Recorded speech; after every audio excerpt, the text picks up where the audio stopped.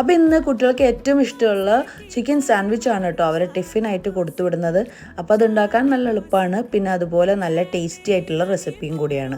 അപ്പോൾ അതിനായിട്ട് ഞാൻ കുറച്ച് ചിക്കൻ ബ്രസ്റ്റ് തലേന്ന് തന്നെ മാരിനേറ്റ് ചെയ്ത് വെച്ചിട്ടുണ്ടായിരുന്നു. മാരിനേഷന് വേണ്ടി യൂസ് ചെയ്തത് പെപ്പർ പൗഡർ, ചില്ലി പൗഡർ, പിന്നെ ലെമൺ ജ്യൂസും പിന്നെ ചില്ലി ഫ്ലേക്സും പിന്നെ കുറച്ച് ആവശ്യത്തിനുള്ള ഉപ്പൊക്കെ ചേർത്ത് നന്നായിട്ട് മിക്സ് ചെയ്ത് പിറ്റേന്ന് രാവിലെ ഞാൻ ഫ്രൈ ചെയ്തെടുത്തു. പിന്നെ ഒരു പാനിൽ ഞാൻ കുറച്ച് സവാളയും പിന്നെ ക്യാപ്സിക്കവും പിന്നെ അതിൽ നിന്നുള്ള ചിക്കൻ ക്യൂബ്സും പിന്നെ കുറച്ച് ഫ്രഷ് ക്രീമും കൂടിയാണ് കേട്ടോ ചേർത്ത് കൊടുത്തത്.